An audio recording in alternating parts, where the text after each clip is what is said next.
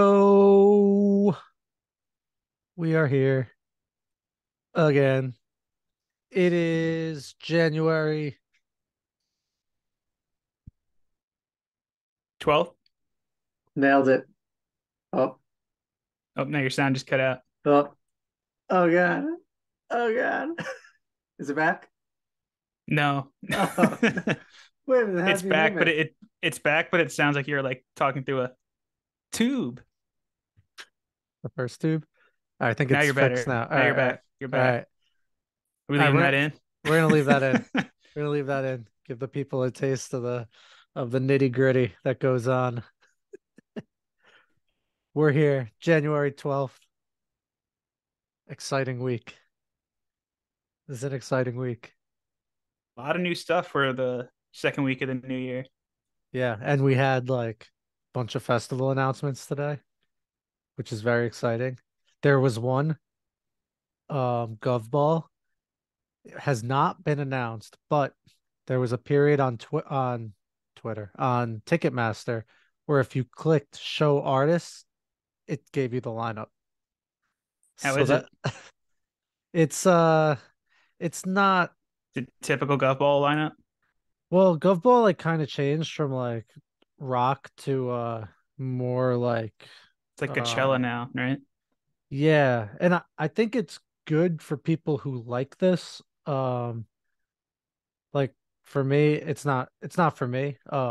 Kendrick is on it, which is awesome. Like I don't think Oh, anyone that's would pretty cool. ever complain about Kendrick. Kendrick and Lizzo are like the two big ones. Um, Lil Uzi Vert, Haim, Diplo, Odeza, Lil Nas X, Joey Badass, and I don't really recognize anyone else. Pusha T, Kenny Hoopla, and this person, Girl in Red. I keep seeing on all these lineups. I know nothing about her, him, them, And they had that really good song that I can't even think of the name of right now. but it's really good. If it's It's really good, really then good. It was like I think it came out like 2 years ago though. Girl in Red. Hold on, I'm gonna get We it. fell in love in October is their most played song. I want to be your girlfriend. It Bad might be I Want to idea. Be Your Girlfriend. Those are their top three, or her top three. I mean, there's only one picture on Spotify, so it looks like it's just someone. 13.5 million monthly listeners. So That's a lot. clearly I'm the one who's not in the loop here. But yeah, that's the Gov Ball. Not for me, but I mean Kendrick and Joey Badass would be super cool, but I'm not about to like drop festival money to go see them. Yeah, no, I think we can safely pass on this one. Yeah. And we kind of foreshadowed it last week with the Foo Fighters news, but they're on a bunch of these, as I know you saw. They are headlining Boston Calling and Sonic Temple. Did I get it? I don't know. We were just talking But about it. I just messed Yeah, it up yeah. like 3 times. So Not, what did we call it before? static sound, Static sound. Oh, and that's why we started talking about Static X, and then we started talking about Framing Hanley. and Okay, then non-point. and then Non-Point. Yeah, we went down a rabbit hole. Wait, so Static X didn't do a Lollipop cover? No, it's framing Hanley. Okay, love that album. Hanley or Henley? I think Hanley. That Hanley, album, right? I think it's called In This Moment, or is that just a metal band, or is It it is a metal both? band, but it might be both. Could be both. The Moment, The moment. There you go. amazing album. Home, Built for Sin, Hear Me Now. Oh wow, I used to Hear Me Now is a great song. Yeah, I used to listen to this album all the time when we were like sophomores in college, I think. I don't know when it actually came out. 2008. Oh So, seven. yeah. Oh, 07. That was the deluxe. That was 08. Great band though. I wonder whatever happened to them. I think they're still making music based on Spotify, but They have a 2020 album. Oh, all right. Let's listen to this for next week. We can do a Hey Remember and I didn't know this band was still a band segment. I don't know how I feel about that one. About the I didn't know this band was still a band segment. I feel like no, I feel like it's gonna listening to that will be like when we make Parco listen to all these Weezer seasons. All right, yeah, we don't. So it'll be like karma coming back to me. For us, I should say. I'm gonna listen to it because I'm curious. So If it's worth it, then yes. I'll let you know. I mean, that first album was really good. What were we talking about? The Foo That's Fighters. that's of course. And their I forget. festival announcements. Oh yeah. Boston Calling, Sonic Temple, and were they on Coachella? Bonnaroo. Oh, Bonnaroo. Okay. Coachella was a really weird lineup. Yo, Coachella made me feel like I thought I was like at least kind of in the mute loop musically. I think I knew like three bands at Coachella. Like there was Kendrick and Knocked Loose is like somehow on all of these lineups, just like chilling at the bottom, which is cool. Um and like that's that's it. Like It's I not a great lineup. but To some people, maybe, but yeah, not to yeah. me. Um Or I'm Gorillas, just old now. Metro Boomin, they're the ones who are always like in a metro no cha right? They have that little thing on all the songs. Is that who? Is that where that comes from? I wish I didn't just do that. But yeah, that's Metro Boomin. Because they were Oh, on was it Father Stretch My Hands on the Kanye album? And then they were on the so Drake I'd probably Pusha like them T then. album. Probably. I mean, those beats are great. So yeah, Pusha T is there. Um, oh my God, the font's so small. See, The Coachella lineup. I don't recognize these bands and I can't read the lineup. Clearly, we're old. uh Which the put a pin in this for my pitch a show to you later. Will also be a reference to being old now. the Kid Leroy sounds like someone whose name I've heard. Um, oh my God, I can't even read the bottom lines of these. Yeah, this is Frank Ocean, Bjork. Like obviously I know who those people are. I'm not, but yeah, yeah, I don't know. That's not our wheelhouse. So, but Bonnaroo, on the other hand, I think is a pretty awesome mix of genres. Did you look at Bonnaroo? Briefly, I know Foo Fighters are there, but that was pretty much all I remember. Foo Fighters, the first night you're getting Kendrick headlining and then Wolfpack and Portugal the Man. Like, oh my God, just like dance your ass off for a couple hours and then go see Kendrick to top it off would be awesome. And AFI is playing that day. Um, That is very random. Knock Loose is there. 3 6 Mafia. 3 6 Mafia, who I think I would know more songs by them than I realize. Emo Night is a band, or is that just a DJ up there playing emo songs? I think it's that, but like Okay. I'm down. I I would do that as like Who a is late Odessa? night song. I in my head I think it's a DJ, but I don't actually know. And it's two people, an electronic music duo from Bellingham, Washington, Harrison Mills and Clayton Knight. Um, known individually as Catacomb Kid and Beaches Beaches. Yep, Boom. no clue. There's But the they're history. headlining the night that Korn is playing, which is Oh, seems very random. it says genre indie rock, future bass, electropop, indietronica, chill wave, EDM trap, dance electronic. That just made me feel like I'm 40. What is future bass? I don't know, but I want it. So I'm gonna have to at least listen to their top three songs. I guess something Mike Gordon would play with his equipment. And his cool shoes. Um, But the best are there too. STS9, isn't that like someone? I feel like they're a band that I should know and I don't. And maybe not. That No, is just all I don't over know. the place though. I don't know who this is, but their album covers are pretty dope. There's like a bunch of aliens. Foo Fighters, Paramore, um, that Marcus Mumford. Marcus Mumford. There's Girl in Red again. Humphreys McGee. Like just throw like a random jam band in there. Fish headlined both days of Bonnaroo last year. Was it? I think it was 2 days. I think they did 2 nights. Franz Ferdinand. Peach Pit was at See Here Now. Like Kip Moore is country, I think, if I had more money to spare or if I lived closer, I would do this. just to Like see this, Foo. this is exactly what I want out of a festival where you're getting like a couple bands like Foo Fighters and Kendrick would be incredible live. I've never seen Kendrick.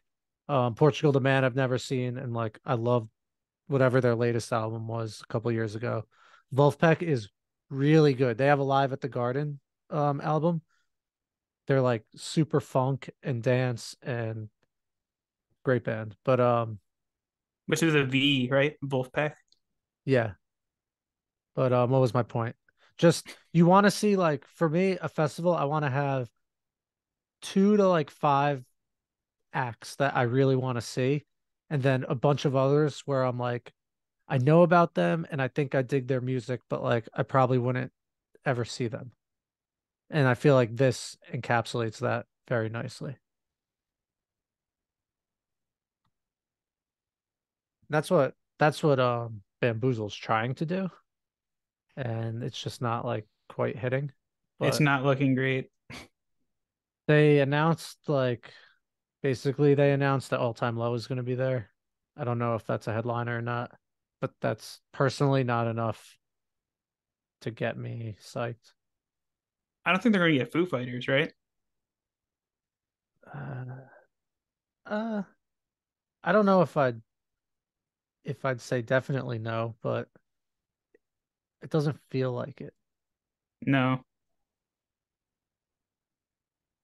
So yeah, I don't know. We'll just keep waiting on that one. Like I want to see what it's gonna be, but not I don't know. looking great. And then we have Boston Calling, which the Foo Fighters are also headlining. Um, there wasn't really on much on Boston Calling that I recognized, Queen short of of like Stone Age. the headliners. And yeah, yeah, Queens of the Stone Age, Alanis Morissette, um, Flaming Lips, Bleachers. To Paramore.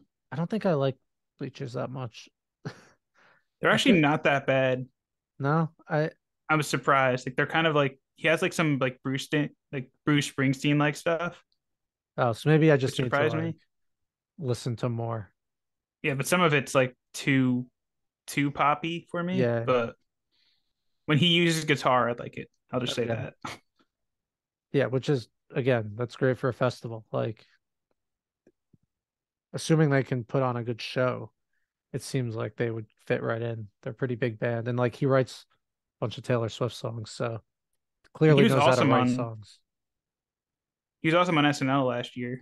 That's kind of how what made me give him a second chance. Oh, that's cool. King Gizzard's on here and the Lizard Wizard. Walkmen are pretty good. I don't know them. The Linda Lindas we saw opened for someone. Did we? Pup? I No, no, wasn't no, at that no, show. no. They opened for, okay. So the Linda Lindas opened for Jawbreaker, and they're like 12-year-old girls, and they shred, and they're like, we have to go back to like school tomorrow. This is the end of like our tour, and they're on all these festivals, which I think is so cool.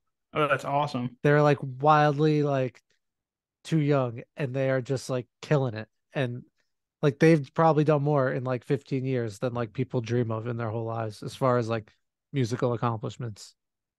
Do they have an album or they're just touring? Um, I feel like they might only have like an EP or something because I vaguely remember them saying like,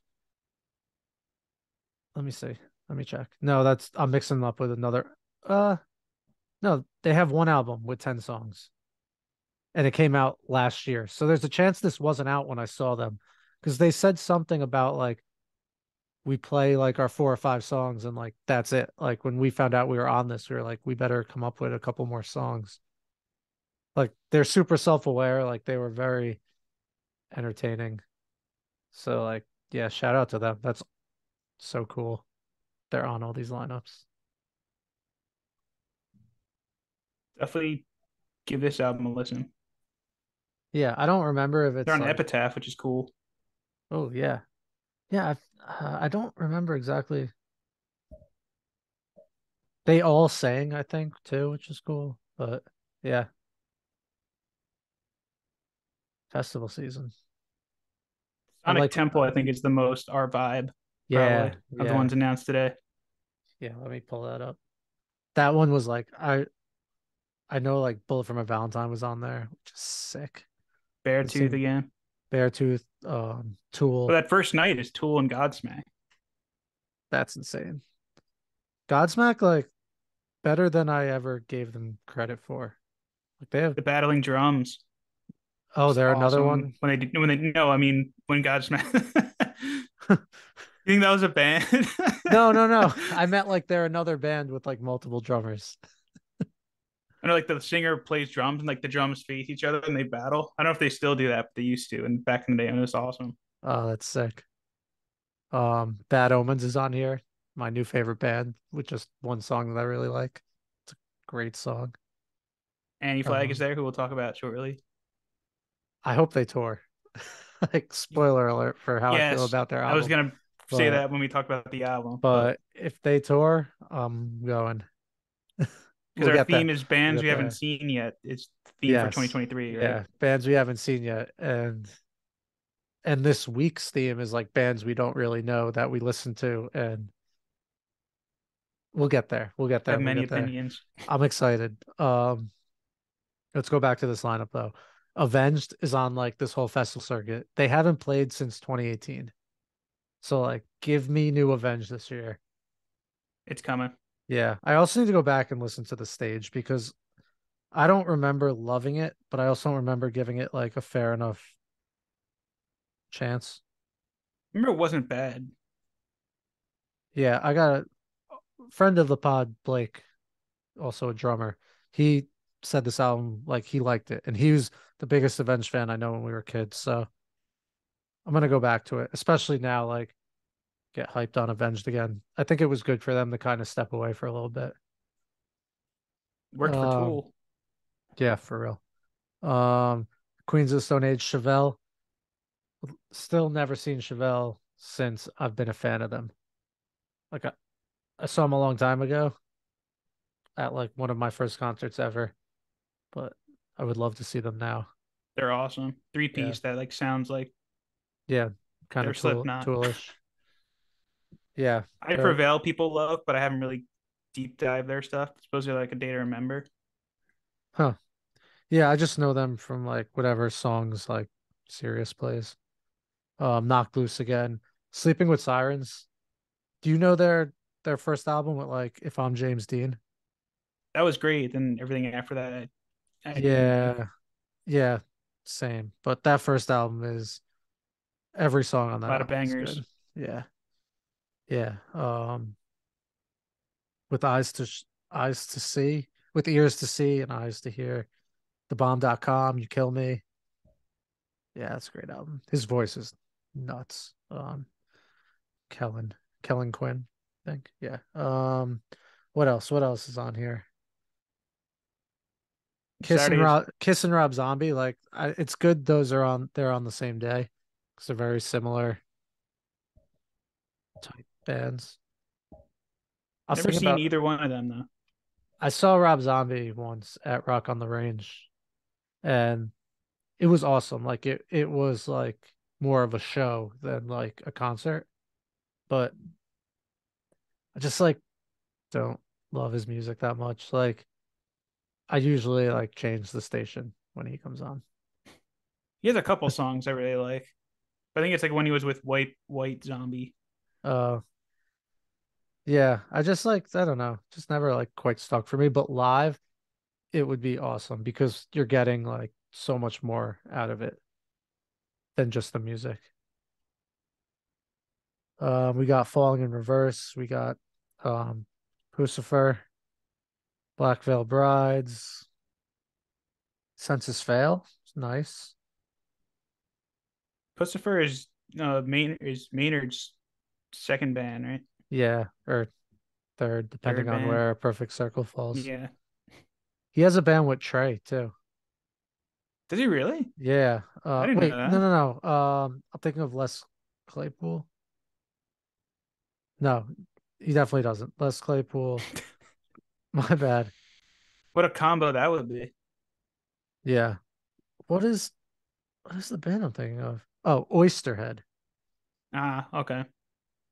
It's Les Claypool, Primus, Trey of Fish, and Stuart Copeland of the Police.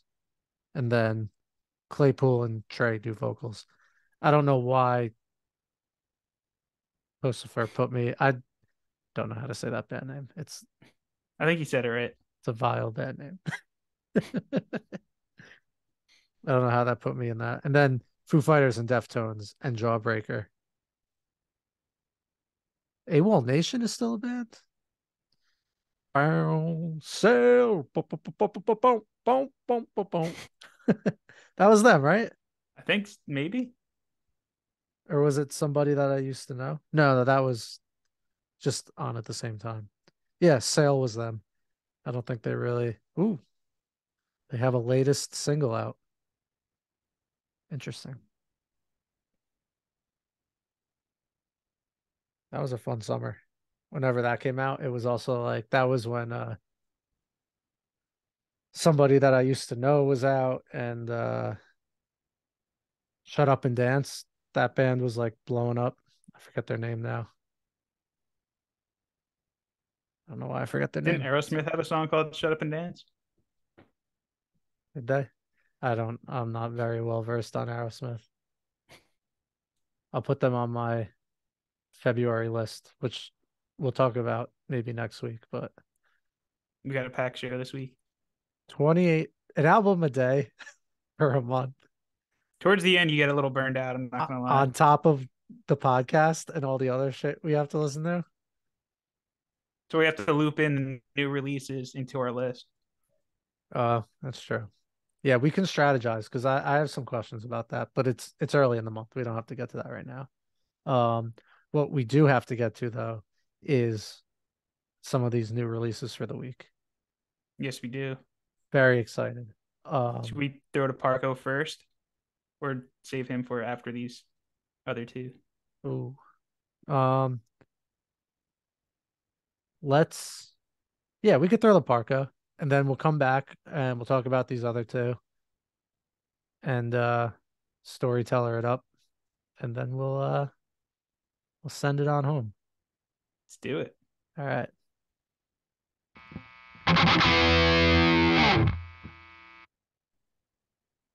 Parco. What's going on, guys? He's here. Ooh, like the front bottom shirt. Thanks. This is an old one, like covered in holes. This doesn't leave the house anymore. A weaker than shirt. Yeah, it is. Did It's we Like it. see them at got the some point? depressing cat on it. Too. I actually found that on Instagram. Like the algorithm got me. I'm just scrolling. Oh Is that a man. weaker than shirt? So it's probably from some like extreme third world country that like no one's ever heard of. But I was like, hey, yeah, I'll buy a weaker than shirt because I've tried to go on their website and they're like such a defunct, broken up band that they have like zero online footprint. So good luck trying to get like any other merch by them. The weaker than. I don't even know if I know them. You ever Very good band. the band Propagandy? Vaguely, maybe. Me too. I know nothing about them except The that name's kind of familiar. the guy who was the lead singer and writer in the Weaker Thans, the front man, was the bassist of Propagandy. That's the Uh, extent of my Propagandy knowledge. uh, You should Canadian definitely listen to the Weaker Thans. They're incredible. You'll like Canadian them. boys. Have they been broken up long? I feel like they're a band I saw open for someone at some point. Is that They've been possible? broken up like 6 or 7 years, I think. Oh, so maybe. That's possible. I don't know. They're Canadian, so right off the bat, they're really good. I feel like every Canadian band is that it like people know, like they're Right? known for a reason. Canada Like, produces very good bands. like Bieber and Nickelback. I like kind of forgot that Bieber wasn't American. He's so part of our culture, basically for like half our lifetimes at this point. Yeah, he's Toronto. honorary. Him and Drake holding it down in the 6. I think more like Neil Young when I think Canada, but you could go Bieber. Bieber and Nickelback over Neil Young. That's right, Nickelback. Silverstein too, right? That's right. No. 3 Days Grace, Rush. Tegan and Sarah. Oh, I forgot they're Canadian. Oh yeah, Arcade Fire. Oh, Though kind of canceled. So They're in trouble now. Yeah.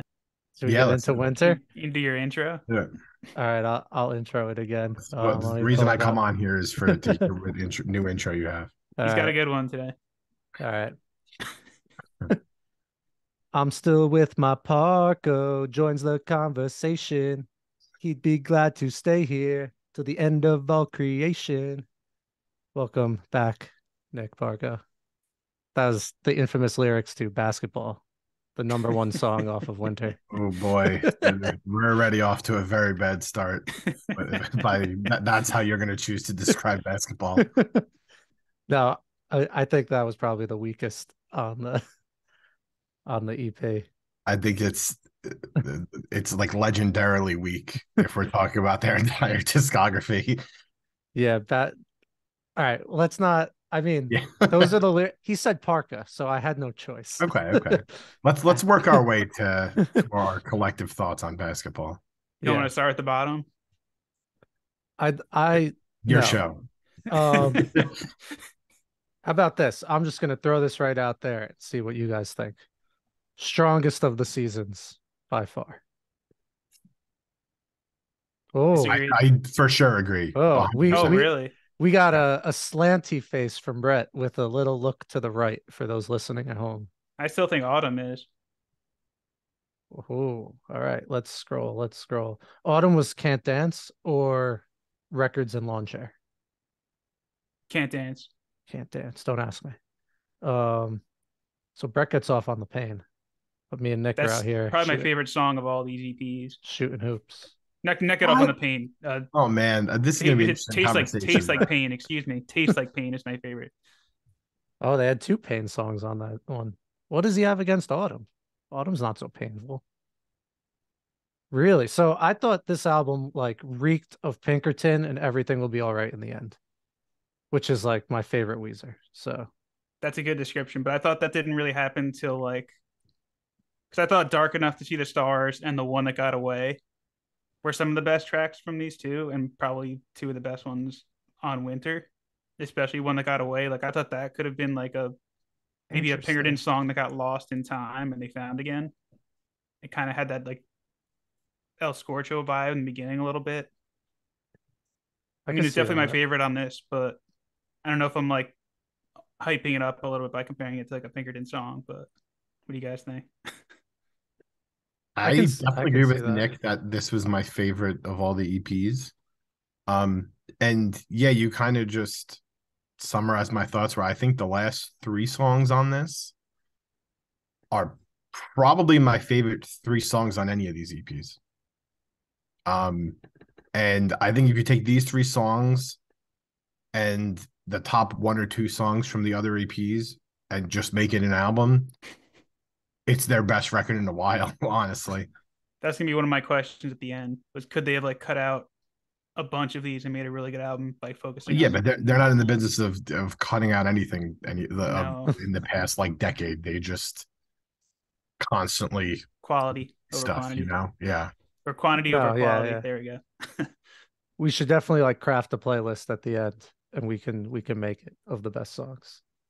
But yeah, I'll save it for later, but I have a track list of what I think would be an actual solid album. You're ahead of the game off of these 4.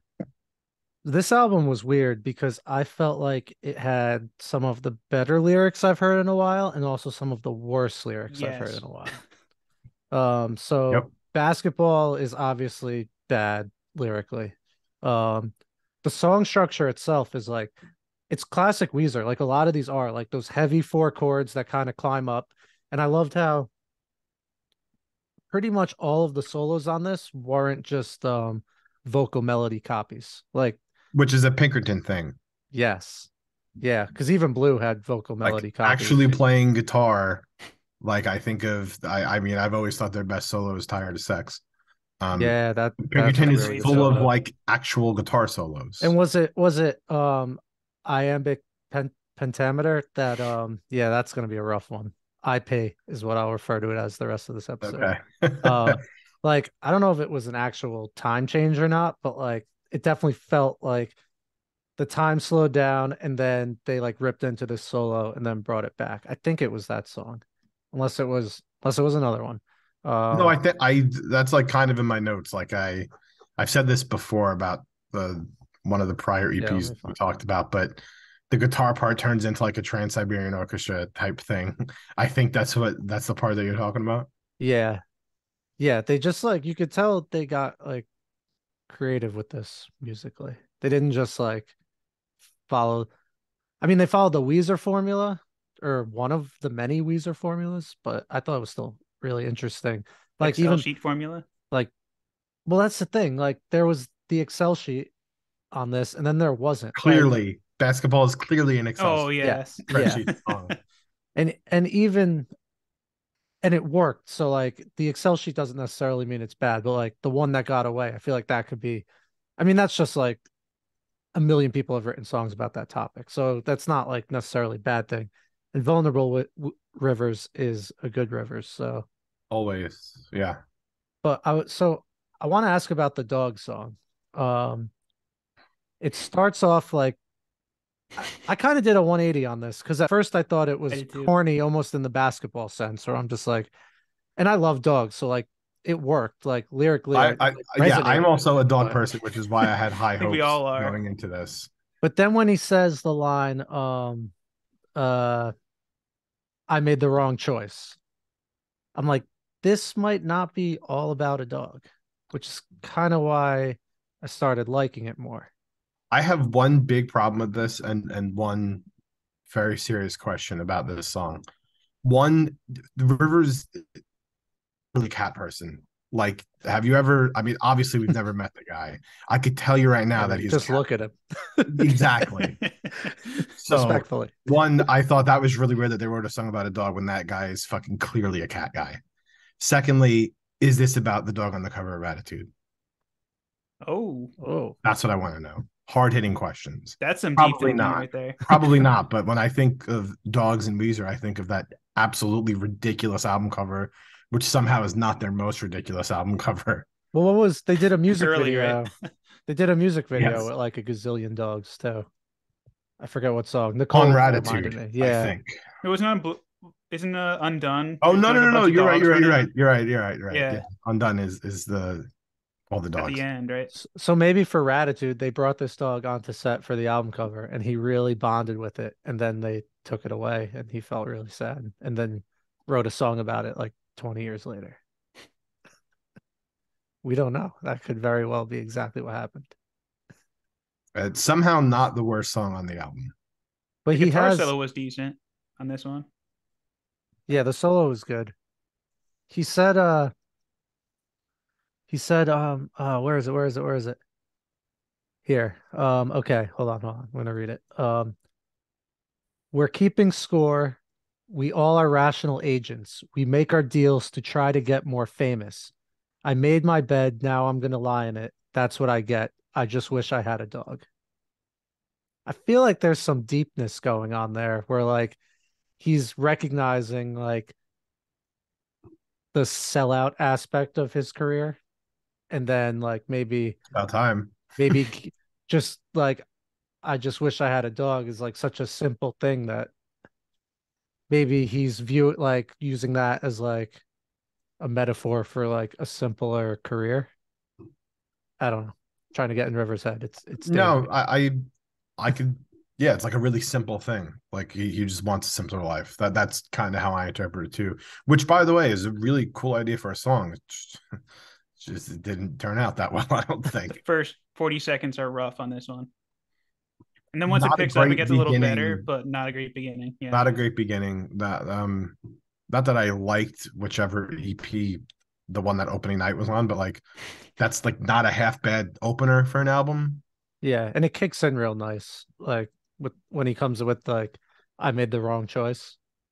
Mm-hmm. Like that's a nice like you said, it's a good opener as far as like building up a song and then bringing some energy.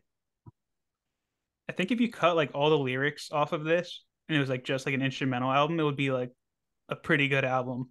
Like Pretty because early. they're It's all pretty doing early good things sounding. here. Yeah, I would say it sounds like the music itself sounds like pre-Maladroit Weezer, Yeah, which definitely is agree there. probably every fan's sweet spot of Weezer, I imagine. Yeah. And then the solos are kind of um everything will be all right in the end. Unless I just listen to the album too much, so I'm automatically comparing it. But like it's like he's playing like in like the neck position on the fretboard with that like really like muddy like tone like doo doo doo doo Yeah, doo. Like he did that a lot on that album also. Yeah, instrumentally like this nailed it. I think the lyrics were the weakest part, but By far. what did you guys think of the second track, the pentameter song, IP? IP. Because that had some like pretty vague lyrics. So was that one of the stronger ones lyrically, or I wrote it gave was it me weaker Schoolhouse Rock vibes. with all the dictionary terms? Yeah. I did look some stuff up.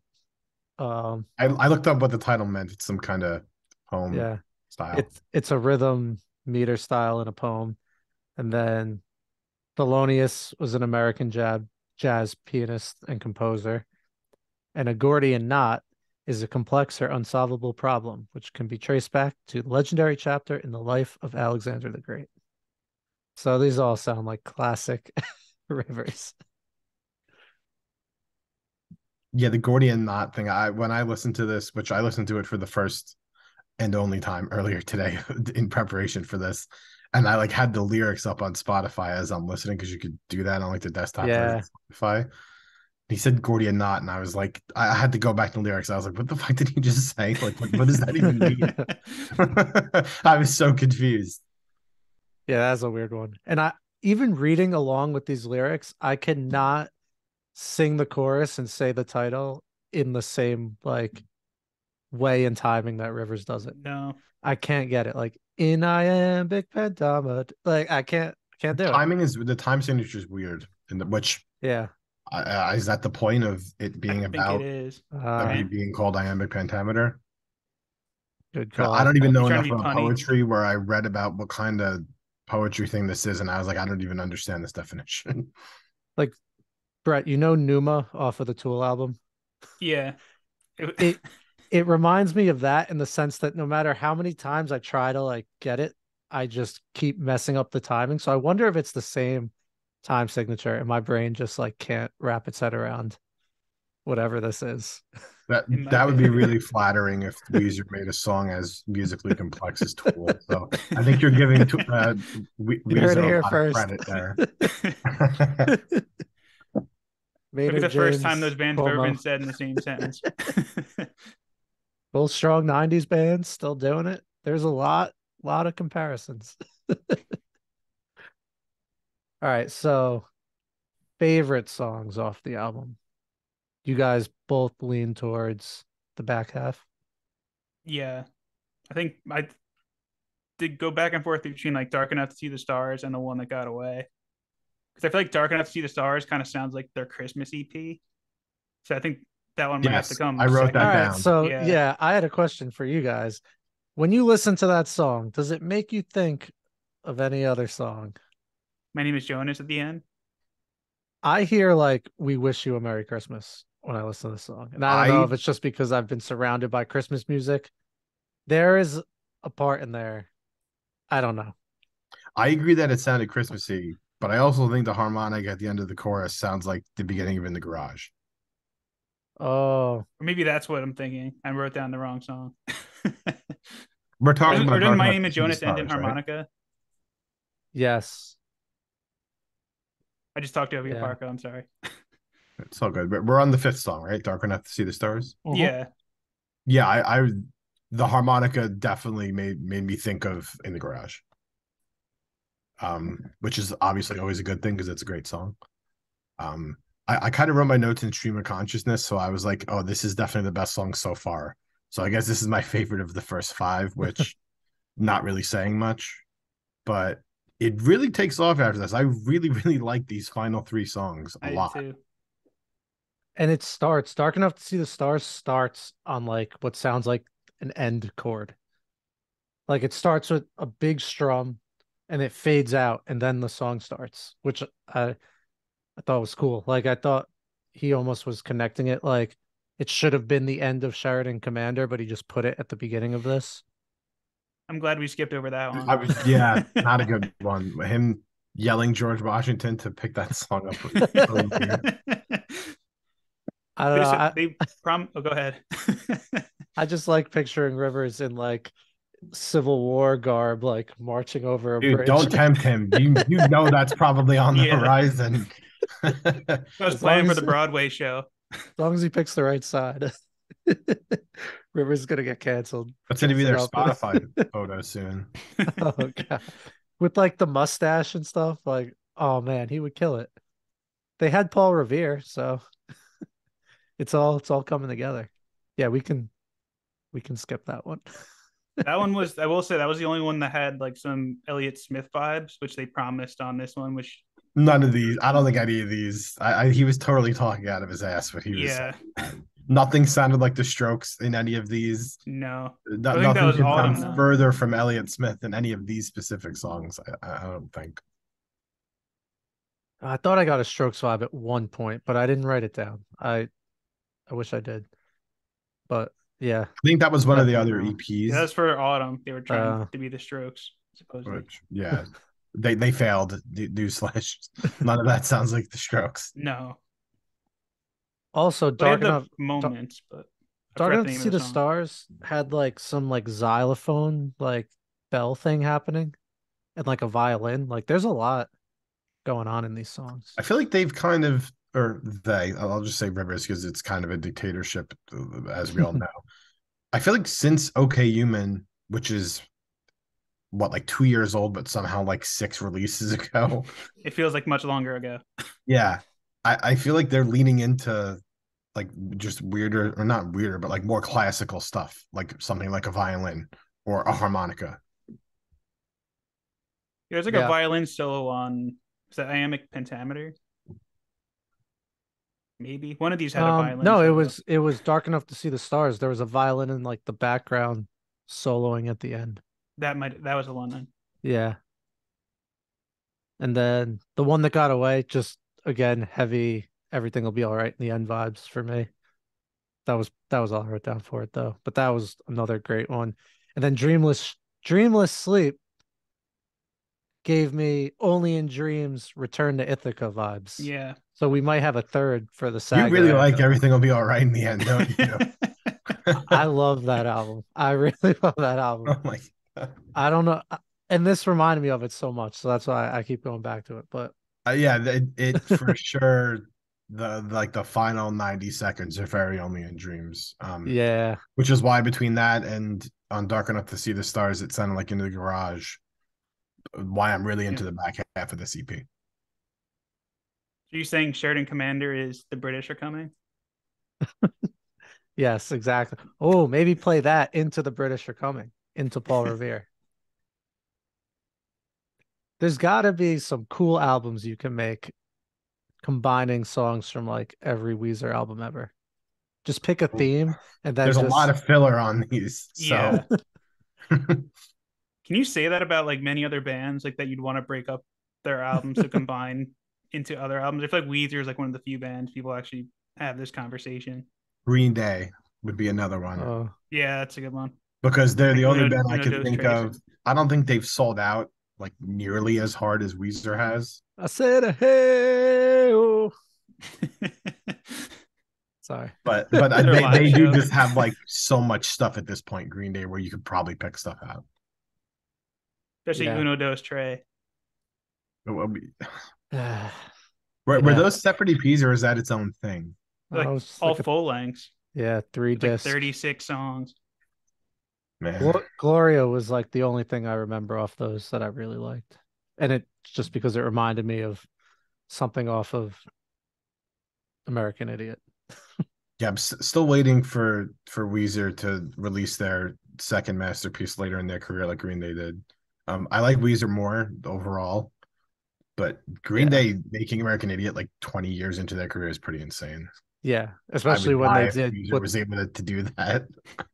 they did what they did with Dookie, and then did it again with American Idiot. Like 10 years that's later. Yeah. like And they our actually got the yeah. Broadway show and it stayed on Broadway, unlike Weezer.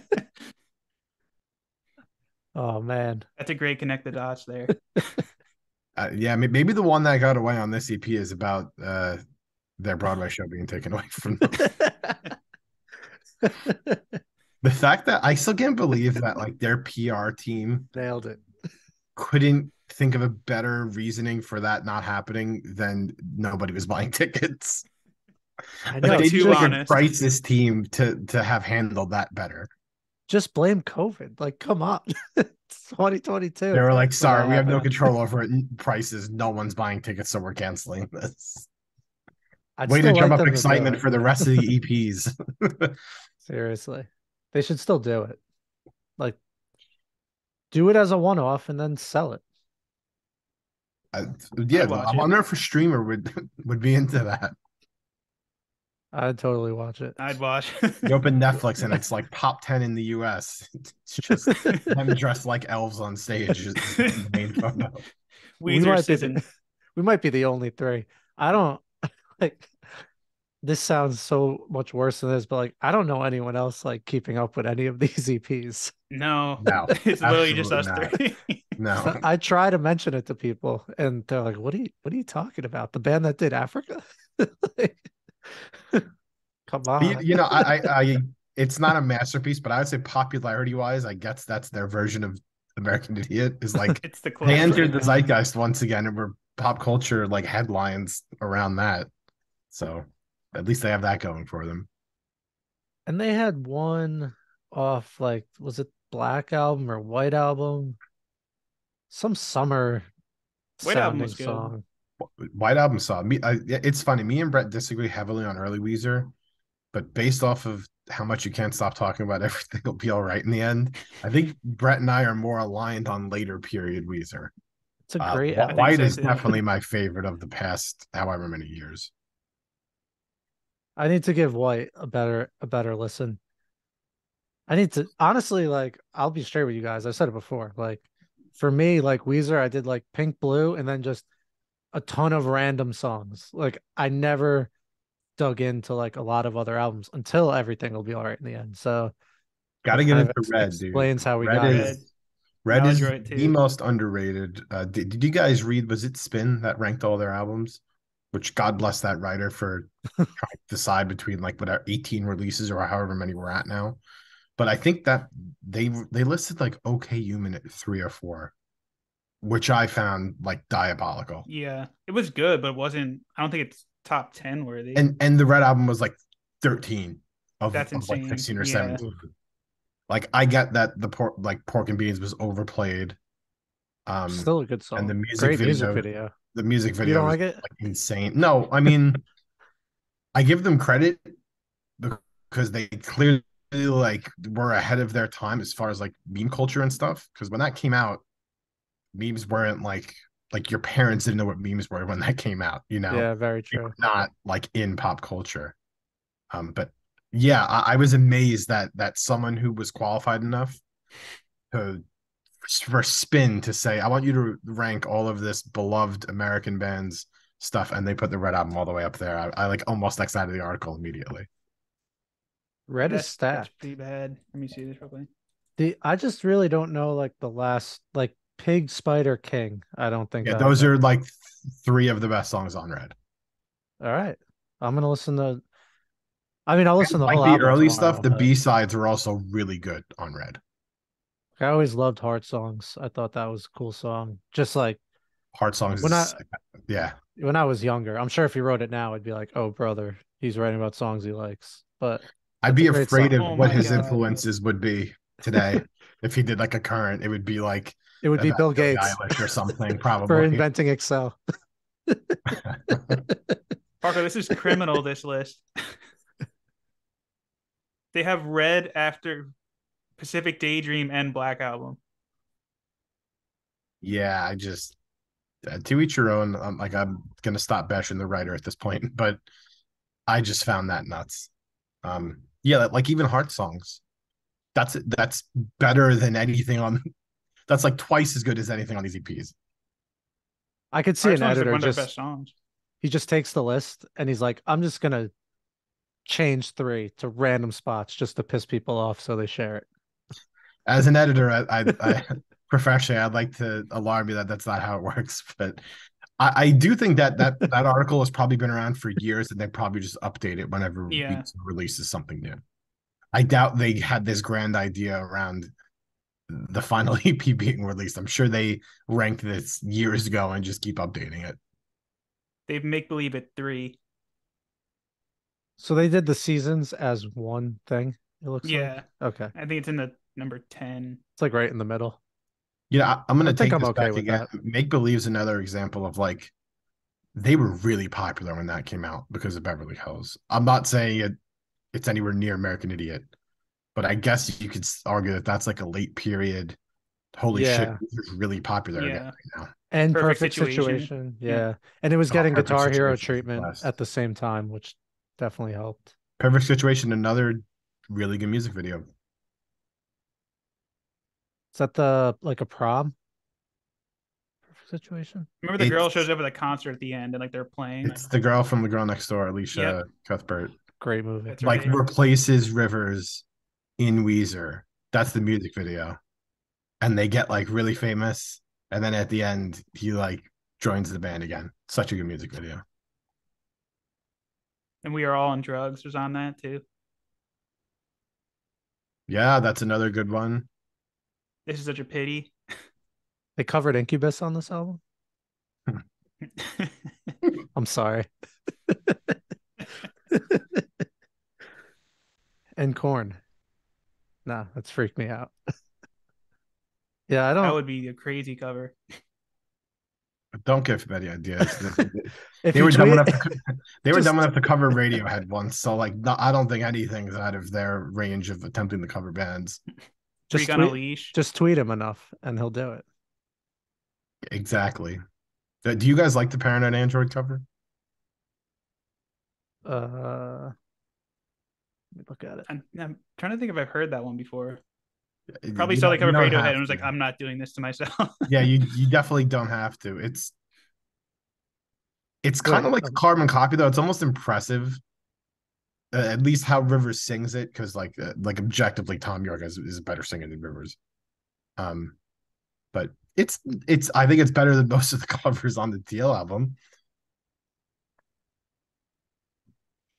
I haven't listened to it enough. What else did they was where Africa came from? No, the Paranoid Android thing was just like something they did like 6 or 7 years ago. It's just like Oh, on YouTube, them in a studio oh, with that's cool. Josh Freese, I think, is playing drums on it. Because it was of that era when Pat Wilson was like playing third rhythm or second rhythm guitar behind Rivers. It's when you saw them, right? I did see them on a tour where Josh Freese played drums, yeah.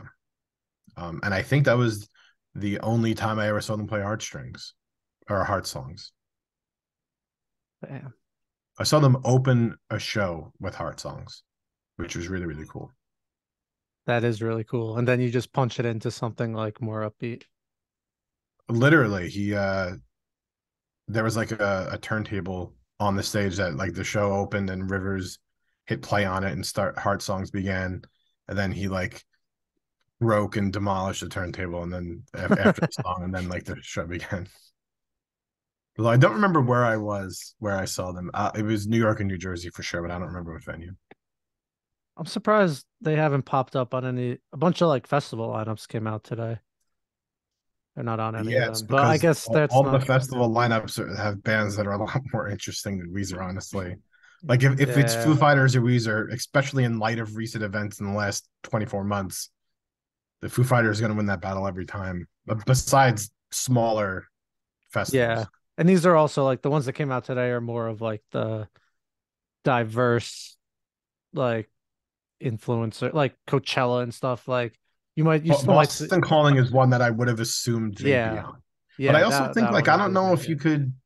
I have no knowledge of like the finances behind this.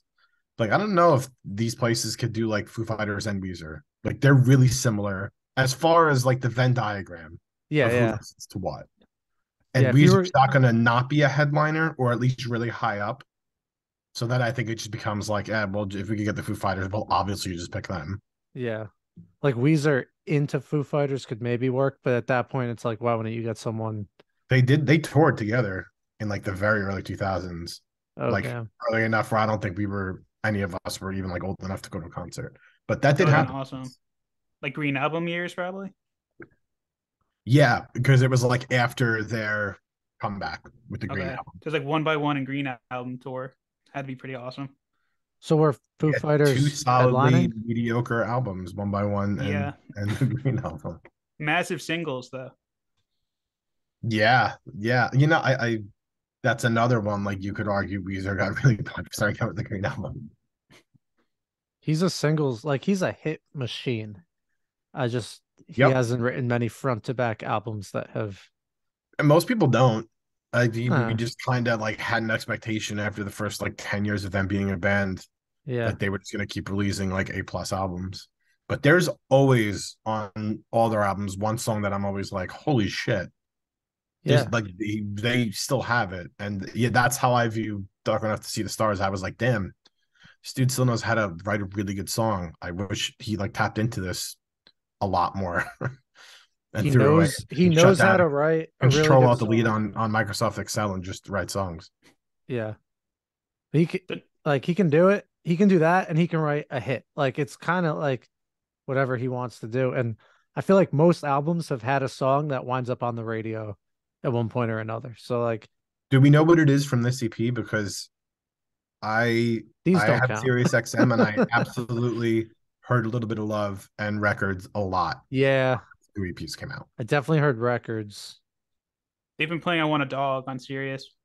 That's what Really? they're going with. Yeah, So I guess that's the record label. That's not Sirius's because fault. that's why it was growing on me because like I kept hearing it over and over. What What Sirius station? So I know not to turn. Oh, what's the Alt Nation or no the '90s like Lithium? rock one? Lithium? Lithium. That's it. Yeah. Yeah. Oh man, Nicole mentioned she's like, do you think like they had TikTok in mind when they wrote this? Because people might run with this. I definitely don't think they wrote it for that, but I could see people maybe running with it. 100%. Rivers is like we were saying about the music video for Pork and Beans. Like he has his finger on the pulse like alarmingly. He's way too online. Yeah. I think Weezer are like baseball players. Like they're like 3 out of 10. They're like batting like 300. They're at the mid that was the line. Yeah. Man. Yeah. So I kind of want to hear what your list is for if you were to condense all four of these into an album. Oh What it yeah, would be. yeah. Let's make the album. But I think overall, if I'm ranking these EPs, uh, I like them in reverse order the best. Like I think Winter's the best one, the second best is Autumn, the third best is Summer, and my least favorite Spring. So maybe they should have started this now with this one and did like 2 calendar years, and maybe I would have actually liked this project more. um, this is what I came up with as far as and the sequencing. Like I didn't get into like, ooh, this would be a good opener. It was just like what I saw because Spotify does the bullshit thing where it's like I clicked on Winter and it's all four of these things continuously, I don't know why they did that. which is because they want people to accidentally Yeah. because that's 100% what it is. I said that if this was the album, it would be a pretty good album. So you scrap the four EPs and make one LP, and it would be a little bit of Love, Records, Francesca, Run Raven Run, Dark Enough to See the Stars, The One That Got Away, and The Deep and Dreamless Sleep. So heavy on the most recent one. Hmm. I still think you need Taste Like Pain. Was that one of that was a heavier one? It's like has like the classical like Oh classical yeah. opening, and then like there's like a breakdown. I contemplated having opening night as the opener just because like Yeah. the idea of Tastes that like song Christmas is a cookies. good opener. It is. Though Which I one? would argue that they're much better at putting good closing songs than good opening songs on albums, going back to their first one. We don't want to put Cuomoville on the album.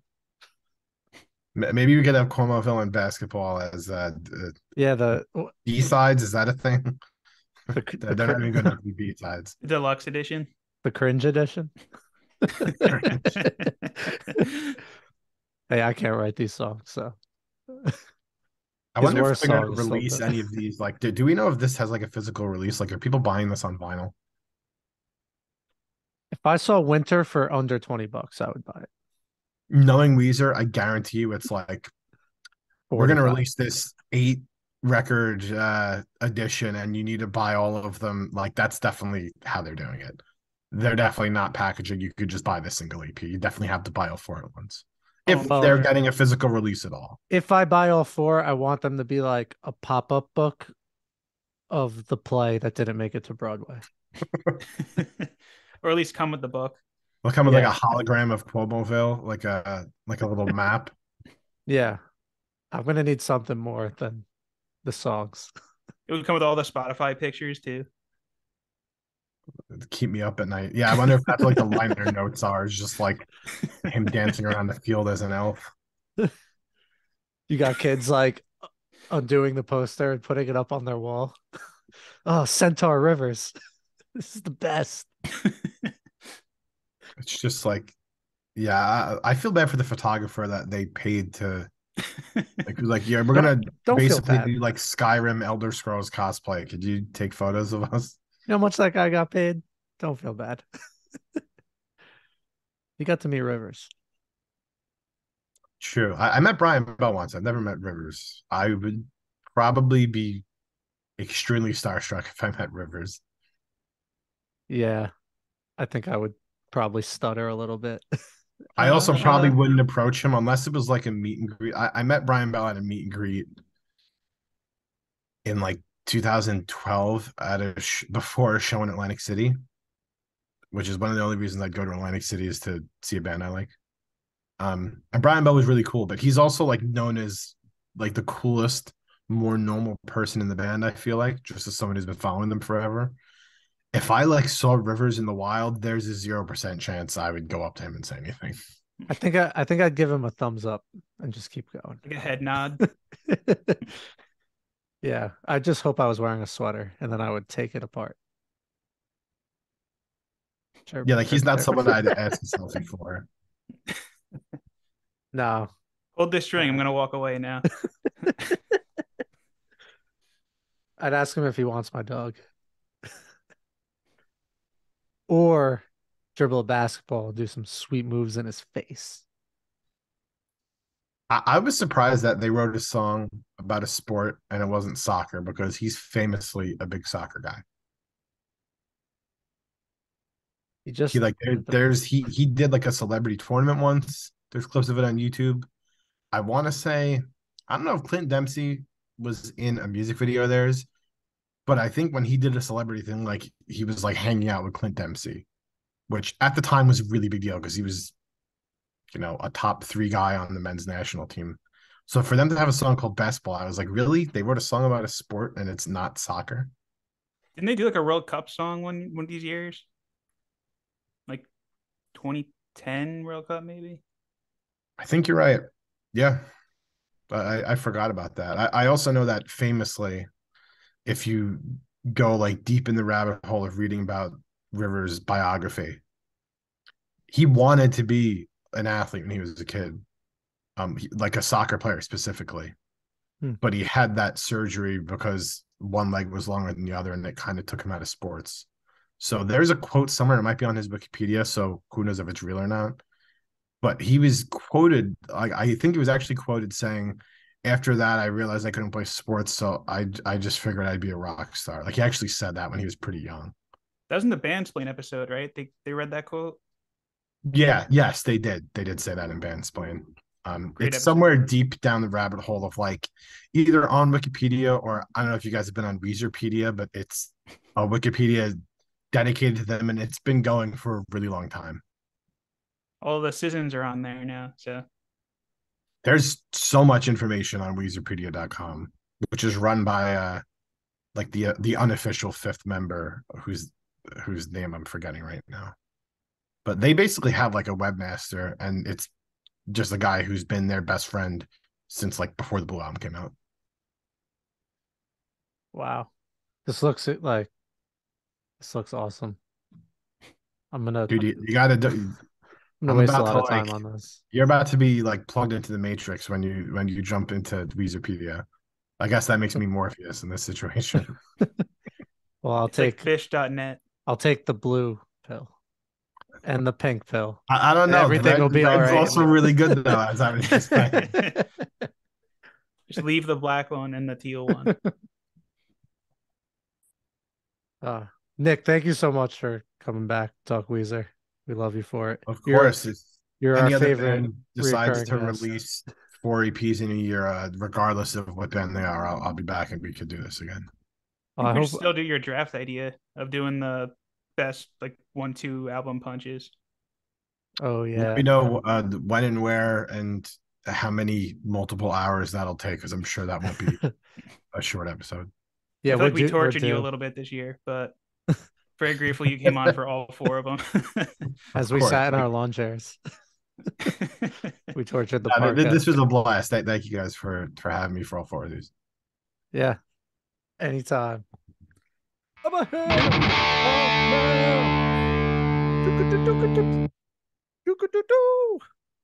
can hear me, right? Loud and clear, baby. Okay. It's a connected to computer audio, so making sure it's mic audio.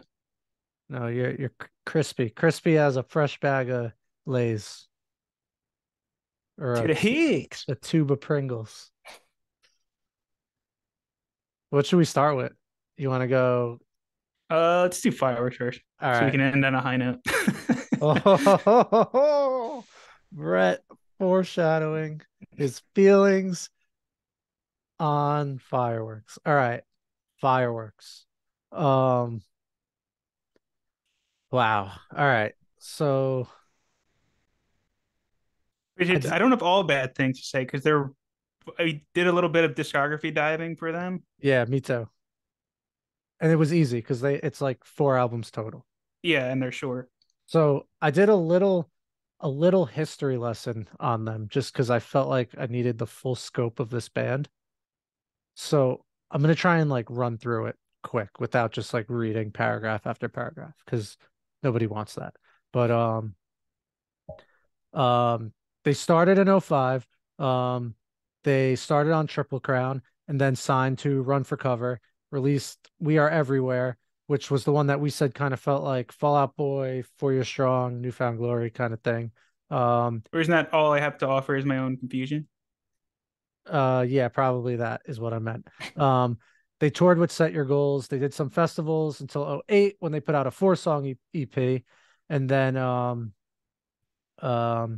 in March 09, they released the debut album, All I Have to Offer Is My Own Confusion, the aforementioned. And that was produced by Chad of Newfound Glory. Shout out. Then they went on tour with 4 Year Strong and Set Your Goals. And then in 2010, they toured with Newfound Glory and Saves the Day. They did another EP called Bonfires. Then in 11, they put out their sophomore album called Gospel, and that had that big hit Arrows. That album to me, which we'll get into this more, but I felt like still was like kind of pop punk, but you could kind of hear that them like starting to like go in another Pulling direction. out of it. Then they did another tour with Set Your Goals. They also played every single date of Warped Tour in 2012. 2013, they toured with the Wonder Years. I feel like there's a lot of similarities between these two bands in their progression as artists. In 2014, they put out their 3rd full-length Oh Common Life, which definitely foreshadows this album the most, but I think still had pretty good pop punk roots where I feel like this new one kind of missing that. I don't know. We'll get into it. In 2015, they announced an indefinite hiatus. Before the hiatus, some members started this other band called Empty Houses, which was like this Motown indie pop band, which is kind of cool. Their drummer, Teddy Rogers, went to Tiger's Jaw and then went to form an alt country band. They teased the release for this latest album we're going to talk about today, Higher Lonely Power, in 2019, but then delayed it because of COVID. And here we are. All right, that makes me a little angry. All right. Wait, so they've been sitting on this for four. We'll get into it, but no, we're in it. We're in it. They've been sitting on this for almost 4 years, and this is what they gave us. Wow. Fighting. And it's very hard for me to say something bad about like albums we listen to. Like I always find things I like, and there were some parts of this I did like, but my God, the production on this. Fire that producer. That is just, did they produce it themselves? Maybe like I don't know. It is because you can't hear vocals. You can't hear vocals, and it's just there's like a good, I want to say maybe half of this record is just a loud mess as far as the production goes, and like there's some songs where it's like pretty good production, and it's like, well, did you work with different people? Like what happened here? Like this is how you choose to come back after a long hiatus. Like put a little more. I don't know if they were doing like the A Day to Remember thing where they're tweaking and tweaking to the point where they made the record like worse off. But I don't know. This one, it just sounded like a band in the middle of an identity crisis to me. They don't know who they want to be. I definitely got that vibe to start, and then on subsequent listens, I kind of came around a little bit. Musically, I think it's a good album. Like you're a pop punk band, you can't just really remain a pop punk band for like 20 years. Like it's not gonna work. The genre itself is like too immature. I don't know if that's like fair. That's fair. Yeah. Like it just feels like you can't be like Blink. Like Blink is almost gets a pass because they're Blink. But even with them, sometimes I'm still like, I don't know here. Like you're singing about jerking off and you're like 50 something with kids, but whatever. I mean, you could be a pop punk band and not sing about jerking off. And this band doesn't. I think most of their albums have had like religious undertones, it kind of seems. Like this one's Higher Lonely Power, very heavy on this one. But then the last album was called like Gospel and stuff. So it's definitely like something going on there. But all the songs. Can I say one thing? Yeah. Let me get my thoughts together. So go. So I think that's definitely a fair, like you obviously can't be a pop punk band forever. And like I'm all for exploring different sounds, but they should have picked a lane here and explored that as far as they can go instead of giving us like New Jersey, different highways throughout the state of New Jersey that go in all different directions. You're going to the mountains, you're going to the beach, you're going this song's the Turnpike, this one's the Parkway, this one's Route 9. Like I would pick a road and stay on it. I would have loved if the opening track, God Approved Insurance Plan, was the whole album. Because that was awesome. It gave me like Census Fail vibes or like something or like Daisy. Like that shit was awesome. Very heavy. And I went into this album hearing that and being really excited because that's my wheelhouse. Like that's our wheelhouse. Like I love that.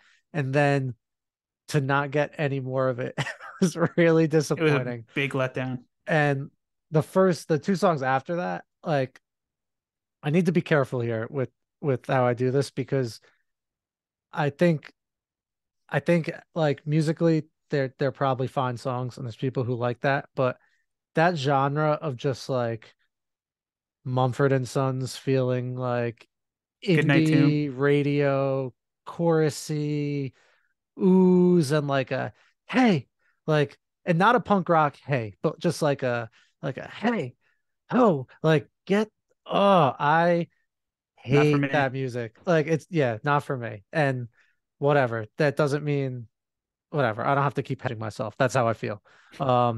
The first two songs or the first two after the intro were very much like that.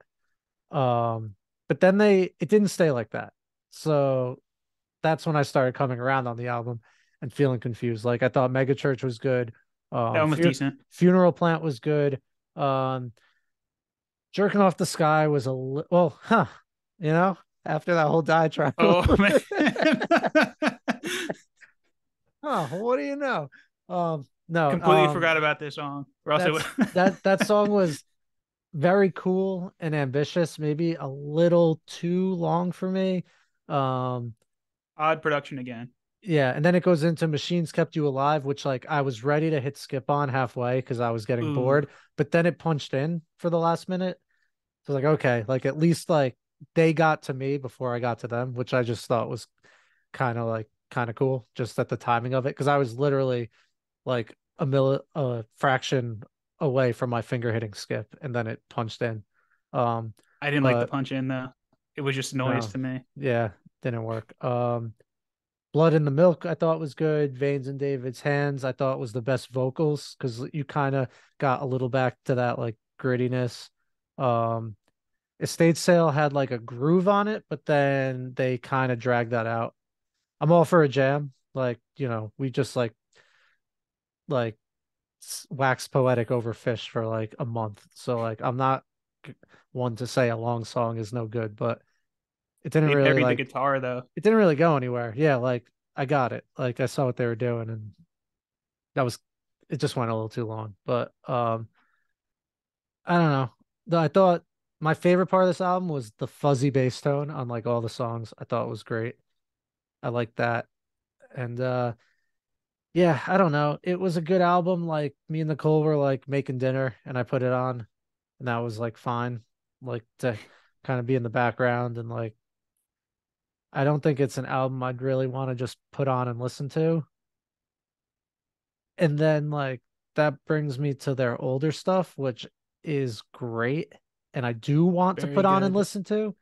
So then it's like, damn, like it's disappointing that I don't love this album, even though I'll say it again. I do think it's good musically. Production you can take or leave because I saw plenty of people criticizing the production like you did, Brett. So like I hear that. Um, But it wasn't every single track. Like, did you like Woods too? yeah, that was cool. And then I I thought went and that was the listened best to song. Woods One off of their second album, I think. I don't know the names enough, but That's probably why I liked it. It was a tie back to their yeah, older stuff. yeah. That was cool.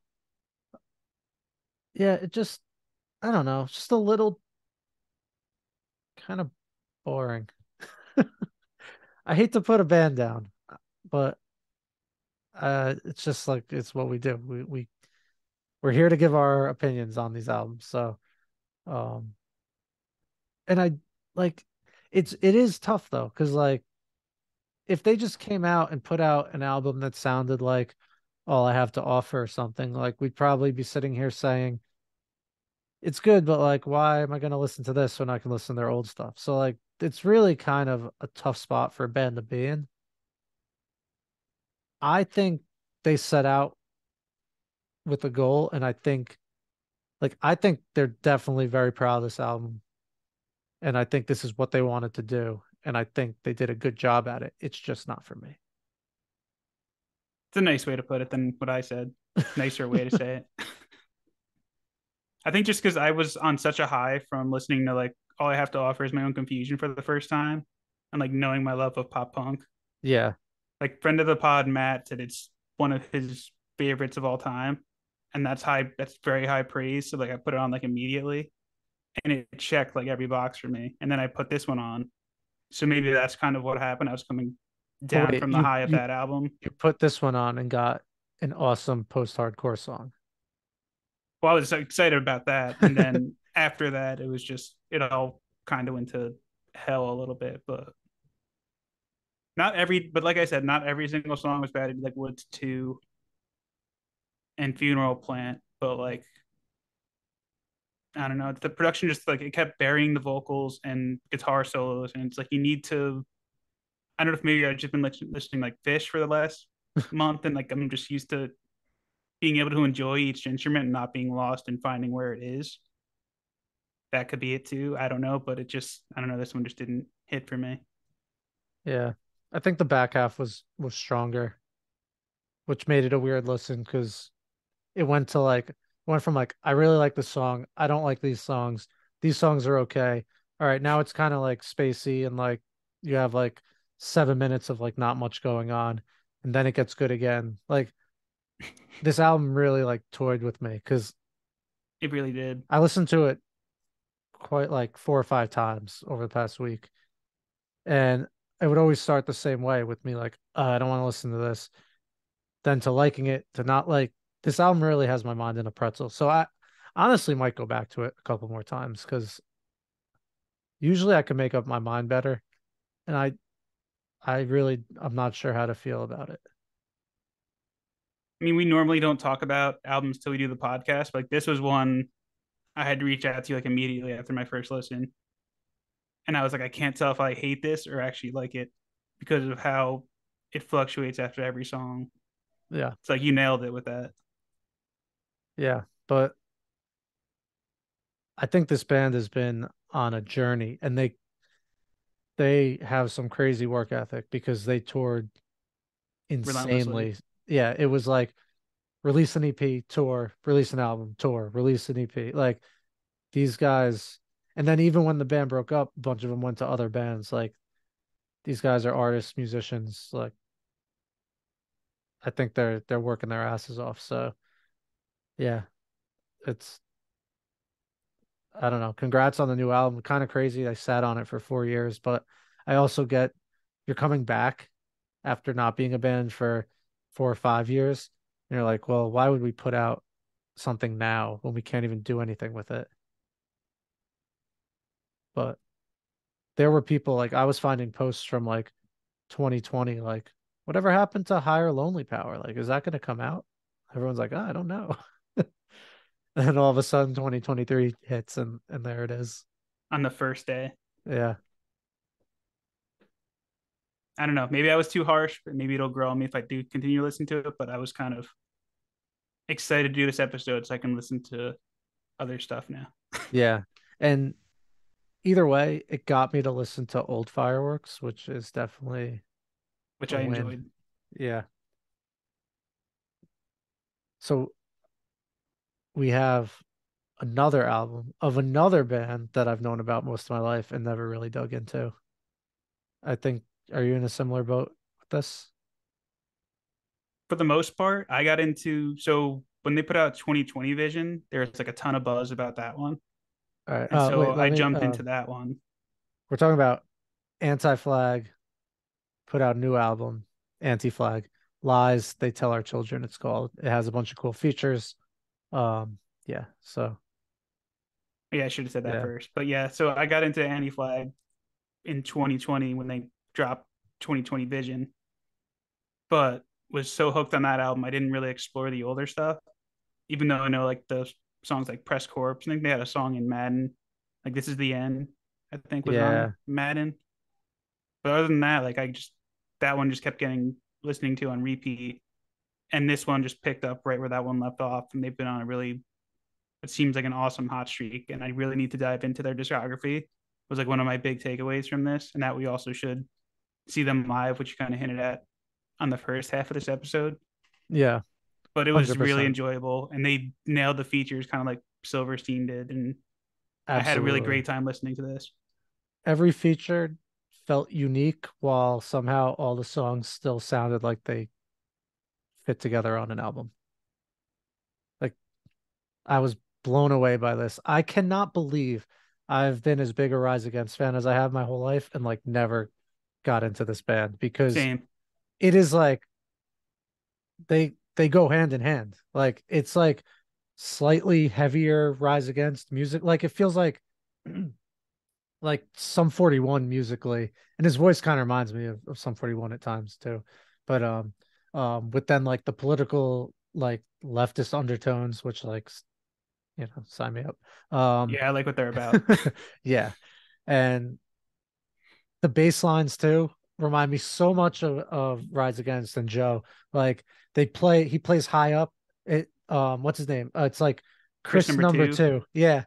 they've been through like some lineup changes, whatever, but these bass lines are killer and they play high up on the strings and it's that really punchy like that's not how it sounds, but whatever.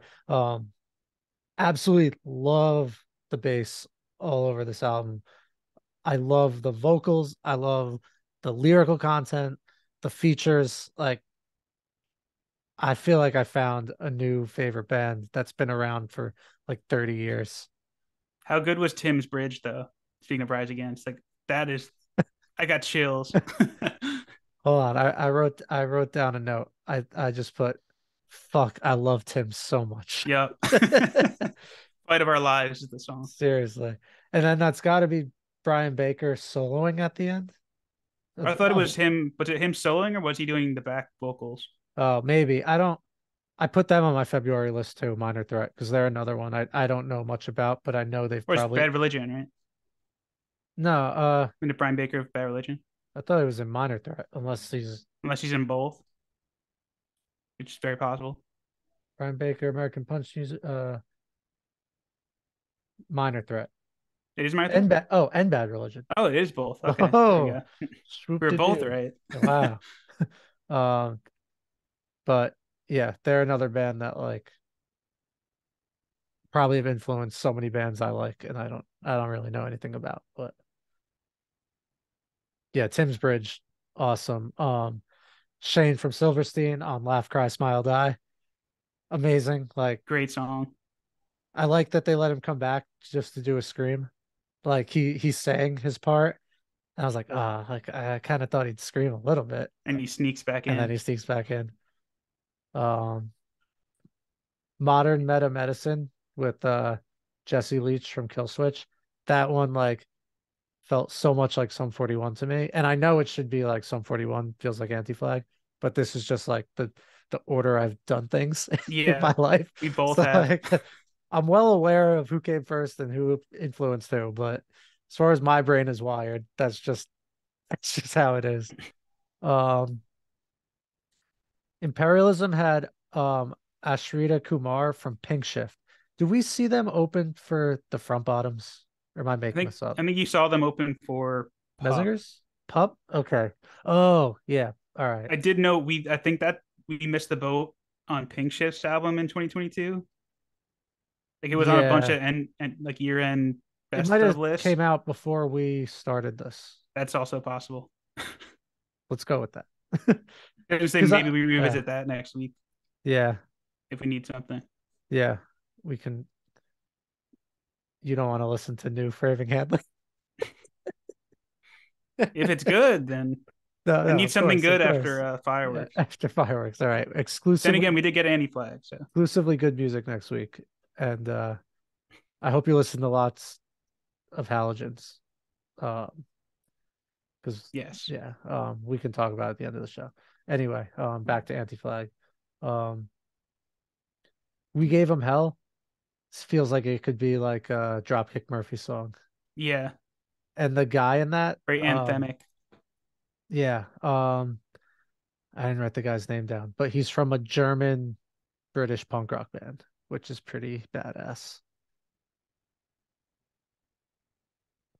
I've been meaning to get into more German punk rock, so this will be a good gateway. As opposed to Irish. Yeah. Well, Hazardous was a good one too. Yeah.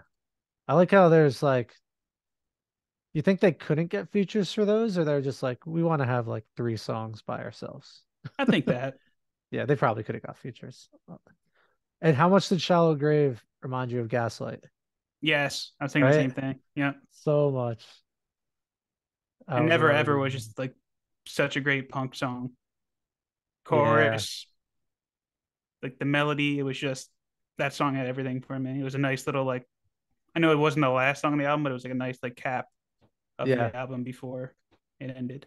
And I always thought this band was like way more raw punk, which I'm sure they were if I go back to like the 90s. But I feel like they found a really nice middle ground for where they're at now, with like their music feels like punk rock, has punk rock elements, but it's not so raw that you're like, this is kind of hard to listen to. Like it's Yeah. just polished enough. And Like a I lot of people have been saying like this is like their best work like to date. So like they're like a wow. band that's getting better as they're getting older. I was searching their name on the Rise Against subreddit just to see like what conversation happened there and like years ago. So Rise Against when I think it was the Suffer and the Witness tour, they toured with Anti-Flag and AFI. What a And tour. I know, and that was right before I started seeing them. I started seeing them on Appeal to Reason. That would have been great. But someone said if you like Rise Against, then I really, really recommend you check out Anti-Flag's albums Blood and Empire and American Spring. So I listened to American Spring and 100% like just right in that wheelhouse. I still have to listen to the other.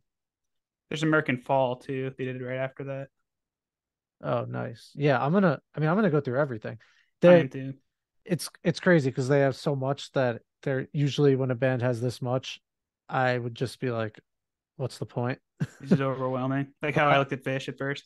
Yeah, but then you turn around, you're like, I'm not listening to it to know everything. I'm just gonna listen to good songs, and if I eventually know everything, cool. But that's not like that's not my goal, is to know everything. It's just I'm just gonna listen to these albums and enjoy them and come back to them and then see them live. I think we have to add them to our 2023 list. Yeah, and if they're doing festivals, I would imagine they're gonna tour. I mean, they just put an album out, so like I think if Rise Against does their summer tour as they usually do, like I wouldn't be surprised if they tour together. that'd be awesome. Two birds, one stone there. That'd be really nice. Yeah. Really good like development. I was listening to this band because always knew about them. Like I think they were on like a Tony Hawk album or two and stuff like that. Madness we talked about. Yeah. They were always just a little too raw punk, I think. And that was for me like 15 or 20 years ago, whatever. So I'm excited to like dive through everything. Mine too. It definitely seems like they found something now, a good formula that's working for them. Yeah. And the I don't know if features maybe are cool. features helps Like that. Yeah. they're they're like you have like Killswitch, a German punk guy, uh, like a chick from an up and coming band. Like there, it's so much. It's not like they're like we're a punk band and we're only gonna bring on like other punks. Like they have a lot of like Diversified. Shane told like I mean I can see the connections between bands, but like not like Silverstein's like hardcore like post-hardcore and these guys are like punk rock. Like I don't know, it's just they're not in the exact same house, so it's cool that they they're friends with each other. Maybe they'll tour. That'd be cool. That'd be great. Since we missed the last Yeah, time they were in town. we're due for a Silverstein tour. um you want to talk a little Storyteller? Sure. I know you're we Which teased I we failed the teased it. assignment, but Brett can didn't talk do half of part two. his winter reading. Well, it's nice because I left off in a spot where at least when we talk part three, we can do the Nirvana talk along with the rest of part three. Okay, because most of my part two notes are about Nirvana. Oh, No, not you do entirely. not have scream notes? I have I didn't take too many screen notes. I scream notes. I thought my favorite part from part two, or one of them, was him playing with Iggy Pop. Yes, that's one of the biggest notes I have here. Like, so he's well, I read this a while ago now, so like correct me if I mess this up, but Sorry. they they're just in the van in like they were in Europe somewhere and they see all these flyers at the place they're gonna play and Canada, I think, right? oh, Canada. Okay. Canada's basically Europe. Yes, pretty much. It's France. And they're like, "Oh my God, Iggy Pop's gonna be here tonight." Blah blah. And then they learn like it's an album release and you guys aren't allowed it. They're like motherfuckers. So they decide to just hang out in their van instead of wandering the city or whatever. They're tired, and someone knocks on the door, and they're like, "Who's the drummer?" And I love how Dave's like, whenever anyone asks that question, I just assume I'm in trouble for It's something. never a good He's thing. like, never a good thing. And he's like, "You want to drum for Iggy?" And he's like, fuck yeah, like the bear shit in the woods." Like, let's go. So like he grabs his sticks or whatever and runs out. And Iggy Pop's like, "What songs do you know?" He's like, "All of them," which is so cool. Like he was prepared without even like meaning to be prepared. And like And Iggy Pop used running, he's like, "Hi, I'm Jim." yeah, yeah, yeah. And they're jamming. He's like, "Oh, like they need a bass player." So then he runs out and grabs the bass player. Get Skeeter, Yeah, who's a big part of part two. yes. And then like the whole time I assumed this was like building to something, but I didn't put myself in like Dave Grohl's head where he was thinking like this guy just needs to warm up and like we were out there, so like it worked out. But instead he turns around, he's like, "Do you want to be like my rhythm section for tonight?" And they wind up like playing this album release show with him. With like that's insane. Like that's insane. How does that happen? Like I originally wrote down like he lives like a fairy tale, and then I remember like all the tragedy he's gone through too. It's That's a like really he good point. has truly lived a balanced life Yeah. based on everything. But I also like speaking of like Annie Flag, like Iggy Pop is someone I've never really dived into, and like this chapter made me want to. Yeah, same. But there's I so much though. I watched the you ever see the crap, I don't want to get the name wrong. The what was the big club in New York? Was it CBGB's? CBGB. Yeah, okay. There's a movie. I think it was on Amazon. I watched it, and the dude who plays Snape plays the guy. His name I forget. Um, Alan Rickman. Alan Rickman. No, but the guy, the actual guy's name who like started CBGB's. But like, it's just like he was like bankrupt and decided to start this club, and like he had this dog that would just like shit in the club. Like that was like famous for that, and like the bathtub upstairs would leak onto the stage, and like all these bands would come through, and like he would just watch them and be like, "Oh yeah, like I think there's something here." Like amazing movie. It was so I good. gotta watch It that. was so good. Just the amount of different acts that came through there and would go on to like be wildly successful. Like he watched like the Police play like Roxanne. He's like, "Huh, this seems like it could be pretty good." Like you think? And like Didn't so CBGB become like another club that's there right now? probably because it was in the I forget what district it was in, but it was just say like in like the Webster district, and like we go to Webster Hall. Like it was something where the name matched um a venue we go to now, but it's probably not the same place. It's Um part of the Bowery oh, district. So Bowery, all maybe right, that's what I'm Bowery thinking. Ballroom is what I was getting at. See, There we go. not entirely crazy, just misguided. Um yeah, but Iggy Pop was one of those artists, was my whole point of that story. Like, and he was crazy. Like I think Blondie was someone else who was there, and like he like just walked up while she was playing and like ripped the mic out of her hand. I was like, "All right, we're done with this. Let's do some real stuff." Wow. Something like really aggressive like that. Like he was nuts. Well, But even then Dave said like he'd rub yeah, peanut butter on his like he took off his shirt and rubbed peanut butter all over himself and like cut himself with glass and yeah, punk rock man. I've never gone down that hole though. So Well, maybe we could put Iggy Pop's hole on our February list.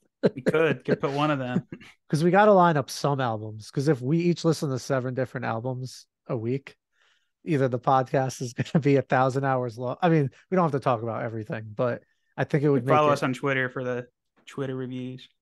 Is that the plan? I'm more of an Instagram guy, but You can do Instagram we could put them out there too. in your stories. Yeah, it's a good idea. And then we could save like whatever. Now we're just brainstorming on the pod, but we could save like if we do 7 albums each a week, try and make like 2 or 3 overlap, and then we could talk about those. I don't know. We got 3 months to figure this out. Yeah, Um, three yeah, weeks. That's what I said.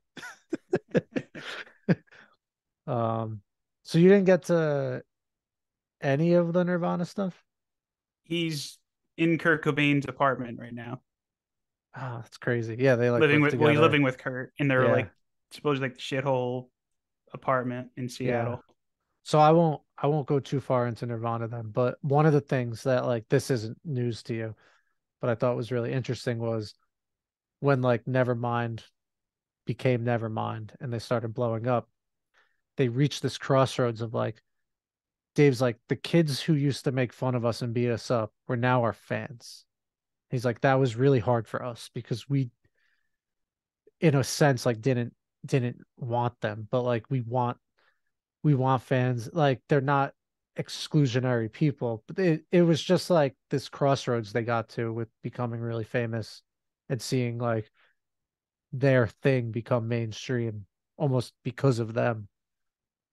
It's just I don't know, it's really interesting to think about, especially like in the music world where so much is about being different and standing out, and then all of a sudden you become mainstream. It's just gotta fuck with your head, and it did. That's for sure. And then it's almost like the Scream stuff. Like he had so much fun like touring with that band, but I don't know if I'd be able to live that lifestyle of what he did with Scream, like just like going from pretty much living week to week based on what you make playing shows and like living on corn dogs and Yeah, just never knowing where like your next thing is coming from. Like no, that definitely sounds fun for a little bit, but that's hardly sustainable. yeah. And then like the bassist like got up and Skeeter like left the band not once Yeah, but twice and they yeah, got stuck in LA and he was just sort of stuck in limbo because they didn't have the money to get home, which is wild. yeah. But When it he led him to Nirvana. But when he joined up with Kurt, I don't remember if it was an interview or if he said it to Dave in private or whatever. No, pretty sure it was an interview or to like a record label, but Kurt said like we're gonna be the biggest band in the world. Like he had that on his mind, and they actually it pulled came it up. They true. actually did it, which is insane. Um, but like, because did did Nirvana just get inducted to the Rock and Roll Hall of Fame or something? I feel like I just saw or they Somewhat, I think it was somewhat recently they did. yeah, there was some headline or it was about the Grammys or something, but a lot of the comments were like, inevitably someone's like, Kurt would never want this. And then a lot of other people are like, yes, he would. Like he was really good at like being himself and like not like trying to like sell out, but his goal was always to be mega famous and popular. So like he probably would have liked that attention while at the same time like putting it down or some like weird combo of the two. But his goal was to be the biggest band in the world. Like, And they and did it. it did it. That can't happen like in 2022, but 1991. Yeah, you really don't get bands that take over like that anymore. Like even like we were watching that A Day to Remember thing today. Did you watch it? I I sent did that to watch so many it. people, I Mhm. forgot who. But on the Punk Rock MBA YouTube channel, he did a Day to Remember episode, but it was about like he was talking about Victory Records, right? And like how like Hawthorne Heights had like a number 2 album on the Billboard chart. Like Thanks to Ohio, just like for lovers. like a Midwest emo band who screams a lot had a number 2 album. Like that doesn't even make sense. And No, they weren't there was it happened to a like AFI had a number like a top 5 at least album. Like that doesn't really happen anymore. And no I one don't buys CD. Like no CDs to buy. Well, there are, but yeah. people don't really do that anymore. Yeah, it's more singles or now it's even less than singles. If you can have a 30-second clip that like hits on TikTok, like that's gonna make you famous in itself. People might not even know the whole song. Like it's just, things evolve. I'm not, I don't know if one's better or worse. I mean, yes, I think having a 30-second clip be famous is worse than having an album be famous. Like, Yeah, it's I just think so too. things adapt and change, and we probably won't stay like this forever either. But it's just weird to think that like a band like Blink-182 took over the world at one point, or Nirvana, and now like you don't see it anymore. Which kind of sucks. Yeah, but it also kind of makes it again feel smaller, so the artists you do like feel like your own little club again, That is which is pretty cool. nice. And it's easier on ticket prices. That is definitely for sure. So I don't want the bands I like to blow up within reason. Yeah, I don't know. Um, do we have anything on the radar for next week? I don't usually know what's coming out, but I don't. It's so Like, early in the year. I feel like things aren't coming out. I know we have that Newfound Glory acoustic album coming out on the 20th, but I don't have anything for the 13th unless there's a surprise coming. Um, well, we have our friends in New Jersey band Halogens, hopefully coming on the show soon. So I'm going to be listening to them. I know you are too. So, and they have a show at the Asbury Lanes coming up on the 21st with Ogbert the Nerd and some other bands, and that's going to be so fun. Like, speaking of like low price shows, bang for your buck, like that is going to be a blast. I'm really excited for that. So like listen to them. Especially if you're listening to us, you're probably odds are you're from New Jersey if you're listening to us, at least for the most part. So support local music and give these guys a listen because they're great. Yeah, definitely And excited to yeah, listen to them. That'll probably be my new music Friday this week. yeah, they have like just to boil it down to bands we know. They kind of give me like Front Bottoms vibes, and then Ogbert the Nerd, the band that um Camp Trash had toured with, and they talked about when we had them on. Remind me a lot of Tiny Moving Parts. So it's like, Noodly.